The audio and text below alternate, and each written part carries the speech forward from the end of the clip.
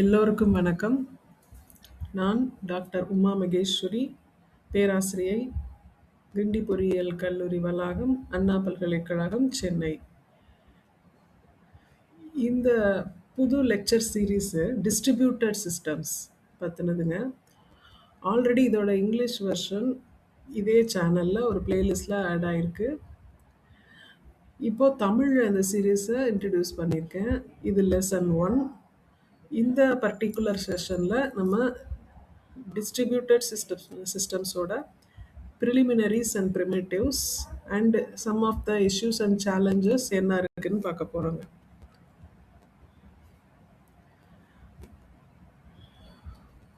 So முதல்ல நம்ம what is distributed systems அப்படிங்கிறத அண்டர்ஸ்டாண்ட் பண்ணிக்கணும்.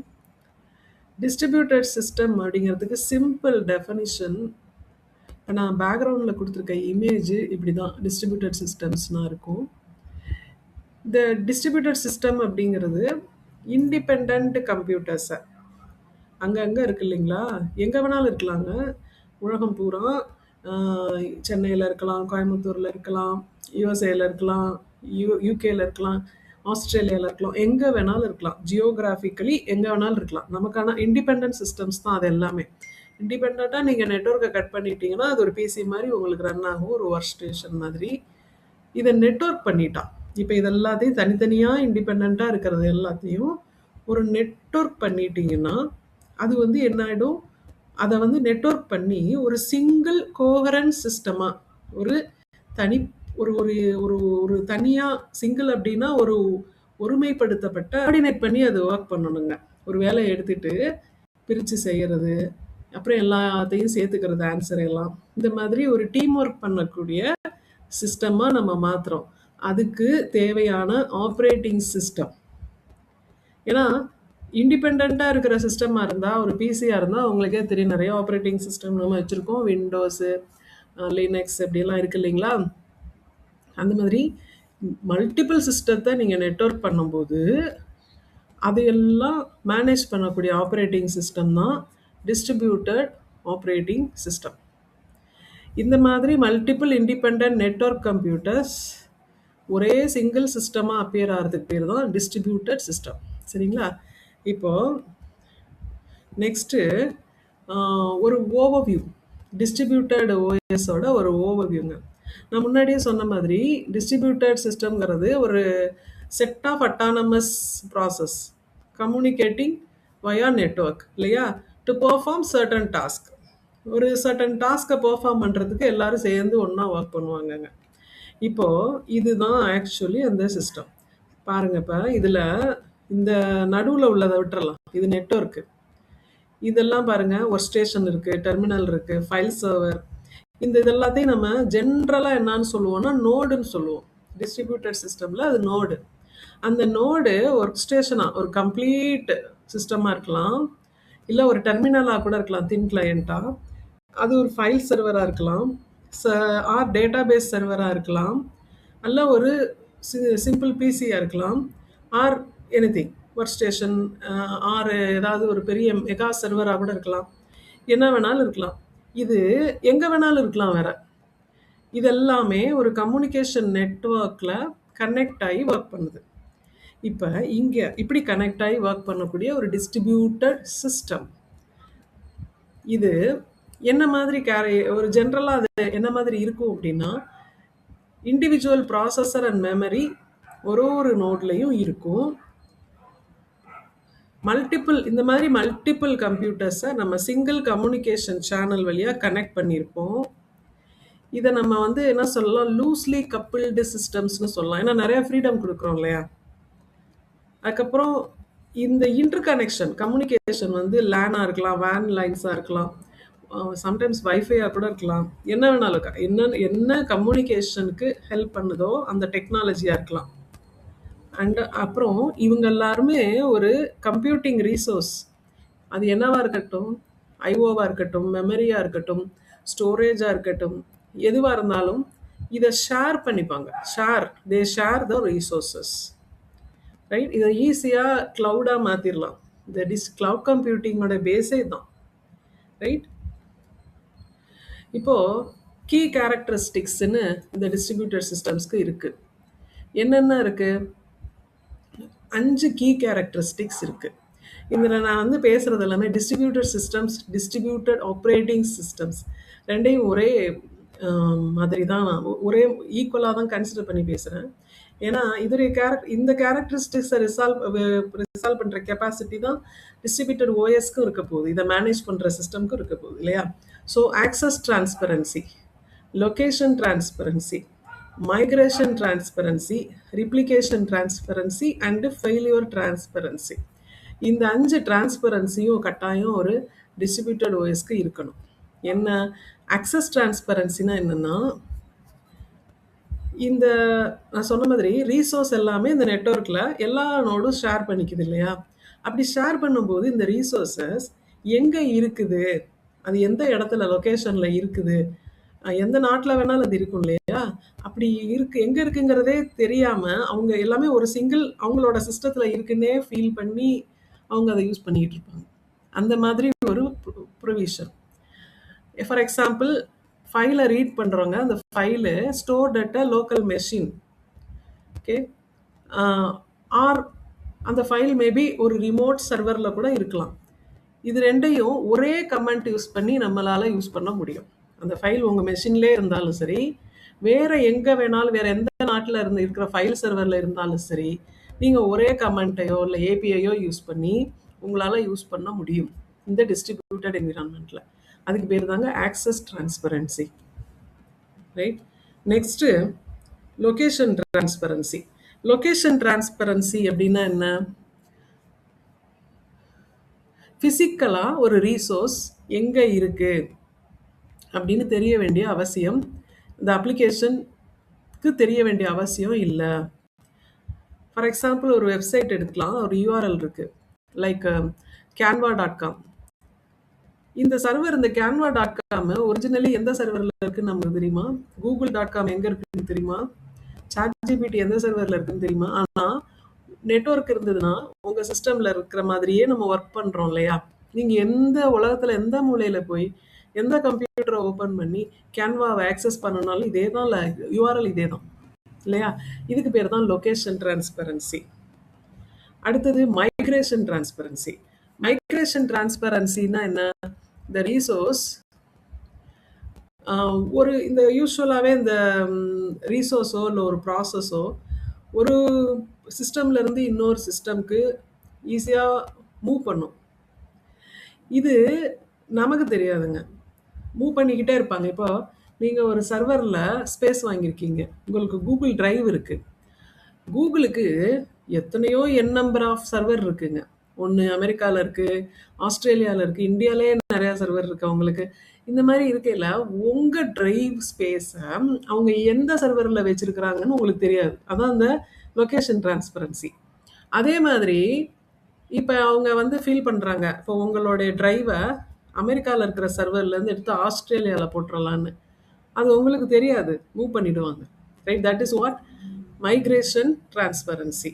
அதே மாதிரி இந்த நீங்கள் ரன் பண்ணிக்கிட்டு இருக்கையிலே மாற்றலாம், அதை லைவ் மைக்ரேஷனே கொடுக்கலாம். அதுதான் மைக்ரேஷன் டிரான்ஸ்பரன்சி. ரீப்ளிகேஷன் டிரான்ஸ்பரன்சினா என்ன? ரீப்ளிகேஷன்னா என்ன? Copy, duplicate copies. இப்போது டிஸ்ட்ரிபியூட்டட் சிஸ்டம்ஸை பொறுத்த வரைக்கும் எல்லா ரீசோர்ஸஸுமே, மெமரி, யூஸ்வலாக நம்ம ஸ்டோரேஜ், நம்ம டேட்டா, இதெல்லாம் மல்டிபிள் காப்பீஸ் எடுத்து வச்சுருப்பாங்க. அப்போ தான் வந்து ஃபெயிலியர் ஆனால் அவங்களால சமாளிக்க முடியும். இப்போ இந்த மாதிரியான ரீப்ளிகேஷன், மல்டிபிள் காப்பீஸ் இருக்கு இல்லையா, இது எங்கெங்கே இருக்குது? முதல்ல உங்கள் ஃபைலே டூப்ளிகேட் ஆகிருக்காங்கிறது அவங்களுக்கு தெரியாது, யூசருக்கு தெரியாது. That is what user and application unaware of multiple copies. And where அந்த காப்பீஸ் அது எக்ஸிஸ்ட் ஆகிருக்குங்கிறதுமே நமக்கு தெரியாது, ஹைட் பண்ணியிருப்பாங்க. ரைட். ஸோ நீங்கள் டேட்டாவை ஃபெச் பண்ணுறீங்க, ஒரு அப்ளிகேஷன் ஒன்றும் இல்லைங்க, உங்கள் பேங்க் அக்கௌண்ட்டை ஓப்பன் பண்ணுறீங்க. இந்த அக்கௌண்ட்டோட காப்பி நிறைய இடத்துல இருக்கும், எந்த காப்பியை நீங்கள் ஓப்பன் பண்ணுறீங்கன்னு தெரியாது. பட் நீங்கள் செய்கிற அப்டேட்டு, இப்போ ஒரு கிரெடிட் கொடுக்குறீங்க அப்படின்னா 4 காப்பி அது மெயின்டைன் ஆகிட்டு இருக்குன்னா 4லையுமே அது ரிஃப்ளெக்ட் ஆகிடும். இதுதான் ரீப்ளிகேஷன் டிரான்ஸ்பரன்சி. நெக்ஸ்ட்டு ஃபெயிலியர் டிரான்ஸ்பரன்சி அப்படின்னா என்ன?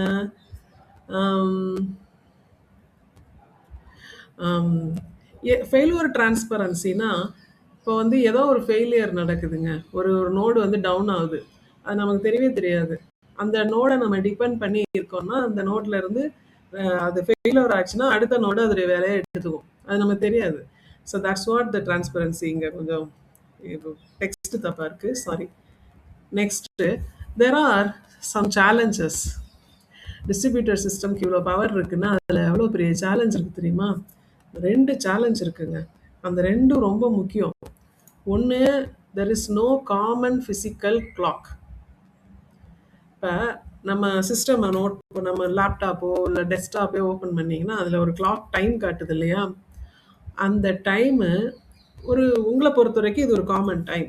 ஏன்னா நீங்கள் உங்கள் பர்சனல் பிசியோ லேப்டாப்லேயோ மொபைல்லையோ பார்க்கும்போது காட்டுற டைம் கரெக்டான டைம். ஏன்னா நீங்கள் எங்கே ஃபிசிக்கலி இருக்கீங்களோ அந்த டைம் அது. இப்போ நான் தான் சொல்லிட்டேனே, டிஸ்ட்ரிபியூட்டட் என்விரான்மெண்ட்டில் பார்ட்டிசிபேட் பண்ணக்கூடிய நோடெல்லாம் எங்கே வேணாலும் இருக்கலாம்னு சொல்லிட்டேன். குளோபில் எங்கே வேணாலும் இருக்கும். அப்போ இந்தியாவில் எல்லா இடங்கள்லையும் ஒரே டைம் தான். இப்போ பக்கத்தில் சிங்கப்பூரில் நம்ம டைமாக இருக்குது, மலேசியாவில் நம்ம டைமாக இருக்குது. இப்போ இங்கேருந்து இப்போ நமக்கு காலையில் மணி 9:30, அங்கே யூஎஸ்ஏல நைட்டு 9:30 இருக்கும். யூஎஸ்ஏல 3 டைம் லைன் இருக்குது, டைம் ஜோன்ஸ் இருக்குது இல்லையா? அங்கேயே டைம் மாறுபடும்.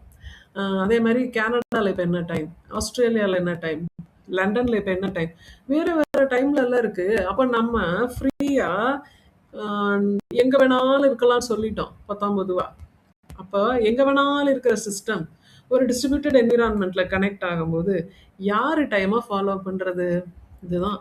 ஸோ காமனாக ஒரு கிளாக் இல்லைங்க, ஃபிசிக்கல் கிளாக் இல்லை. இது ஒரு மிகப்பெரிய சேலஞ்ச். இப்போ ஃபிசிக்கல் கிளாக் வந்து இருந்தால் தான், இப்போ நான் தான் வந்தேன்னு எப்படி சொல்லுவேன்? நான் வந்த டைம் 9 மணி. இப்போ நான் ஃபஸ்ட்டு வந்தேன், ஏன்னா என் ஃப்ரெண்டு வந்து 9:30 வந்தாங்க, அவங்க செகண்ட் வந்தாங்கன்னு சொல்லலாம். ஸோ ஒரு டைம்னு ஒன்று இல்லைன்னா எப்படி வந்து ஃபர்ஸ்ட் செகண்டுன்னு சொல்ல முடியும்? So there is a common resource. அதை 2 பேர் கேட்குறாங்க, யாருக்கு கொடுக்கறது தெரியாது இல்லையா? ஸோ அந்த பிரச்சனை வரதான் செய்யும். அடுத்து ஷேர்டு மெமரியும் கிடையாது. டிஸ்ட்ரிபியூட்டட் என்விரான்மெண்ட்டில் ஷேர்டு மெமரியும் கிடையாது. இப்போது உதாரணத்துக்கு ஒரு ஃப்ளாட்ஸ் இருக்குங்க. அந்த ஃப்ளாட்டில் ஒரு 25 பேர் வீடுகள் இருக்குது. அப்போ ஒரு லெட்டர் வருது அப்படின்னா என்ன பண்ணுவாங்க? ஒரு காமன் ஏரியா இருக்கும். இப்போ ஒரு பார்சல் வருது, லெட்டர் வருதுன்னா ஒரு பார்சல் லீவிங் ஏரியா இருக்கும், காமனாக வச்சுருவாங்க. அங்கே ஒரு லெட்டர் பாக்ஸில் தனித்தனியாக ஒரு பின் போட்டுக்கலாம், மேபி போட்டு போயிடலாம். நீங்கள் வரும்போது அந்த 25 டெனண்ட்டில் யார் வந்தாலும் அவங்களுக்கு ஏதாவது இருந்ததுன்னா பார்சல் எடுத்துகிட்டு போய்க்கலாம். அந்த மாதிரி காமனாக இப்போ இந்த டெனண்ட் எல்லாம் அப்படி ஒரே பிளாக்ல இல்லாமல் நினச்சி பாருங்க, நான் வந்து ஒரு 25 டெனண்ட் வச்சுருக்கேன், இந்த சென்னை பூரா வச்சுருக்கேன்.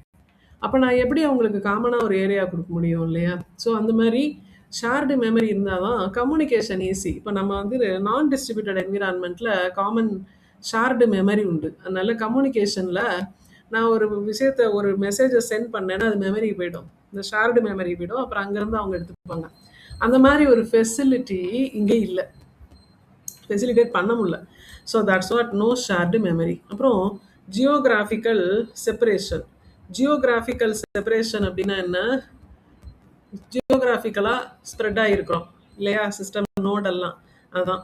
அதுக்கப்புறம் அந்த ஒரு ஜியோகிராஃபிக்கல் ரீஜியனுக்கும் சில டேட்டா ப்ரைவசி நார்ம்ஸ், லெஜிட்டிமசி எல்லாம் இருக்கும் இல்லையா? ஸோ அதெல்லாம் வேற நம்ம கன்சிடர் பண்ணணும். அதுக்கப்புறம் அட்டானமி அண்டு ஹெட்ராஜினிட்டி. இப்போ நோடு எல்லாமே இருக்குது அப்படிங்கும்போது, வேறு வேறு இடங்கள்ல இருக்கும்போது எல்லாம் ஒரே மாதிரி கம்ப்யூட்டராக இருக்கணும், ஒரே ஆப்ரேட்டிங் சிஸ்டம் இருக்கணும், ஒரே கான்ஃபிகரேஷன் இருக்கணும்னு நம்மளால் எதிர்பார்க்க முடியாது இல்லையா? இன்னொன்று நம்ம தான் சொல்லிட்டோமே, சர்வராகவும் இருக்கலாம், ஒர்க் ஸ்டேஷனாக இருக்கலாம், அது ஒரு மொபைலாக கூட இருக்கலாம், எனி ஸ்மார்ட் டிவைஸாகவும் இருக்கலாம், என்ன வேணாலும் இருக்கலாம்னு வேற சொல்லிட்டோம். அப்போது இது ஒரு சேலஞ்சாகவே இங்கே வந்துடுது. ஸோ இதுதான் அதோடைய challenges, distributed systems and operating. இப்போ இந்த ஆப்ரேட்டிங் சிஸ்டம்க்கு இதெல்லாம் ஒரு பெரிய தலைவலி. இதெல்லாம் மேனேஜ் பண்ணி தான் அதை வந்து இந்த டிஸ்ட்ரிபியூட்டட் சிஸ்டத்தை கண்ட்ரோல் பண்ண முடியும் இல்லையா? அடுத்து இன்னும் இஷ்யூஸ் எல்லாம் என்ன இருக்குன்னு பார்க்கலாம். இந்த இஷ்யூஸ் எல்லாம்னா குளோபல் நாலேஜ். என்ன அப்படின்னா என்ன சொல்கிறோம்? நமக்கு குளோபலாக ஒரு ஷேர்டு மெமரி உள்ள கிளாக் உள்ளன்னு சொல்லிட்டோம். ஸோ அப் டு டேட் இன்ஃபர்மேஷனை கலெக்ட் பண்ணுறது, அப் டு டேட் நீ இப்போ அட் ப்ரெசன்ட் இப்போ இந்த ஒரு பர்டிகுலர் டைமில் இந்த சிஸ்டம் எல்லாம் உலகம் பூரா என்ன பண்ணிக்கிட்டு இருக்குங்கிற ஒரு மெமரியை கலெக்ட், ஒரு ஸ்டேட்டை கலெக்ட் பண்ணுறது குளோபல் ஸ்டேட்டை கஷ்டமாக இருக்கும். ஓகே, அதுதான் ஃபர்ஸ்ட் இஷ்யூ. அடுத்து நேமிங் இஷ்யூ. இப்போ நான் வந்து இந்த நேம்ங்கிறது ஒரு ஆப்ஜெக்டை நம்ம ரெஃபர் பண்ணுறது, ஒரு நோடு. நான் என்னோட கம்ப்யூட்டரை டிஸ்ட்ரிபியூட்டட் என்விரான்மெண்ட்டில் கனெக்ட் பண்ணிட்டேன். அப்போ எனக்கு ஒரு ஐடென்டிட்டி கொடுப்பாங்கல்ல, அதுதான் நேம் இல்லையா? நான் ஒரு அது என்ன வேணாலும் இருக்கும் இல்லையா? ஆப்ஜெக்ட்டு ஒரு ஃபைலாக இருக்கலாம், ஒரு பிரிண்டராக இருக்கலாம், எல்லாத்துக்கும் ஒரு நேம் பண்ணணும் நம்ம. இந்த நேம் பண்ணும்போது நான் வந்து நம்ம ஒரு உங்களுக்கெல்லாம் உதாரணத்துக்கு ஒரு உங்கள் கிளாஸில் 2 குமார் இருப்பாங்க, 4 குமார் கூட இருப்பாங்க. அவங்க 4 பேரும் எப்படி நீங்கள் வித்தியாசப்படுத்திக்கிறீங்க? ஒரே என்விரான்மெண்ட்டில் இருக்கல, பார்த்தா தெரியும். அப்புறம் இனிஷியலை வச்சுப்போம், இனிஷியலும் ஒன்றா இருந்தால் டேட் ஆஃப் பர்த் வச்சுப்போம். ஈஸியாக நம்மளால் இந்த கான்ட்ரவர்சியை மேனேஜ் பண்ண முடியும். இதே அதே குமார் ஒரே கிளாஸில் இல்லாமல் வேறு வேறு ஸ்கூலில் இருக்காங்க, ஒரு காம்படிஷன் போகிறீங்க, அப்போ எல்லாம் டேட்டா ஒரே மாதிரி இருக்கேல்ல, நம்ம நம்ம வந்து எப்படி நம்ம வந்து அவங்களை ஐடென்டிஃபை பண்ணுறோம் தனித்துவமா அப்படிங்கிறது தான் இங்கே சேலஞ்ச். அதுதான் நேமிங். ஏன்னா அப்போ நான் ஒரு டீமாக ஒர்க் பண்ணுறேன், அந்த டீமில் 4 பேர் இருக்காங்க, 4 பேர் 4 நாட்டில் இருக்கிறாங்க. நான் ஒரு ஃபைல் ஒன்று கிரியேட் பண்ணுறேன், நான் இந்த நேமில் தான் கிரியேட் பண்ணணும்னு ரெஸ்ட்ரிக்ஷன் கிடையாது. நான் எனக்கு என்ன நேம் கொடுக்க தோணுதோ பண்ணுவேன். அதே நேமை இன்னொருத்தரும் கொடுக்க மாட்டாருன்னு எந்த கேரண்டியும் கிடையாது இல்லையா? ஸோ இதை ரெகுலேட் பண்ணுறதுக்கு இந்த சேலஞ்ச், இது ஒரு பெரிய சேலஞ்ச். இதுதான் நேமிங் சேலஞ்சுங்க. Right? Okay, we need certain algorithms for it. அப்புறம் ஸ்கேலபிலிட்டி. ஸ்கேலபிலிட்டின்னா என்ன? Overhead, increased overhead due to location queries, right? Performance degradation due to user growth, because நம்ம வந்து ஒரு டிஸ்ட்ரிபியூட்டட் சிஸ்டம் வச்சுருக்கோம். இதை நம்ம வந்து எங்கே வேணுனாலும் எவ்வளோ வேணுனாலும் ஸ்கேல் பண்ணலாம், ரைட்? அப்படி ஸ்கேல் பண்ணும்போது அதை புதுசாக யாரையாவது ஆட் பண்ணிக்கலாம். அப்போது பெர்ஃபார்மன்ஸ் ஏன்னா அப்போ நமக்கு வந்து ஒரு காமன் ரிசோர்ஸ் ஏதாவது இருக்கும், எங்கேயாவது காமன் ரிசோர்ஸ் இருக்கும், ஏதாவது ஒரு ப்ராசஸோ இல்லை ப்ராசஸரோ காமனாக இருக்கும். இப்போ ஒன்றும் இல்லைங்க, கூகுள் கொலாப் யூஸ் பண்ணி எல்லோரும் பழகியிருப்போம். அந்த கூகுள் கொலாப் வந்து ஃப்ரீ தான் ஒரு லிமிட் வரைக்கும். இப்போ அந்த ஜிபியூ நம்மக்கிட்ட வசதி நம்மக்கிட்ட இருக்காது, ஏன்னா அது காஸ்ட்லி. நம்ம வந்து அந்த மாதிரி ஜிபியூ மெஷினை ரன் பண்ணணும்னா ரொம்ப சிம்பிளஸ்ட் மெத்தட் என்னென்னா கூகுள் கொலாப் தான். கொலாபில் போயிட்டு நம்ம ஒரு ஜிபியூவை கோர் வாங்கிட்டு ரன் பண்ணலாம். அந்த கோர் வந்து நீங்கள் சம்டைம்ஸ் கவனித்து பார்த்துருந்தா டேட்டா ஒரு சில டைம்களில் ஃப்ரீயாக இருக்கும், சில டைம்களில் பிஸியாக இருக்கும், ஏன்னா நிறைய பேர் யூஸ் பண்ணிருப்பாங்க. ஸோ நிறைய பேர் எவ்வளோ பேர் வேணாலும் அப்படின்னு ஒரு கொடுக்கும்போது பெர்ஃபார்மன்ஸ் அங்கே டீக்ரேட் ஆயிடுது இல்லையா? அதுதான் இங்கே பேசியிருக்காங்க. அடுத்தது கம்பேட்டபிலிட்டி. கம்பேட்டபிலிட்டினா ஒரு ப்ராசஸருக்கும் ஒரு இது ஒரு மெத்தட் ஆஃப் எக்ஸிக்யூஷன் ஸ்டைல் இருக்கும். Binary instruction must be same for all systems. Same source code can be compiled and executed at any system at execution level. Common protocols are essential, and implementation side also commonality is required. That is what compatibility. And then synchronization. I said no, there is no common clock. அப்போது synchronise பண்ணுறது, first யார் second யார் at a டைமில் எப்படி work பண்ணுறதுங்கிறத எப்படி synchronise பண்ணுறது, இது ஒரு சேலஞ்சாக மாறுது.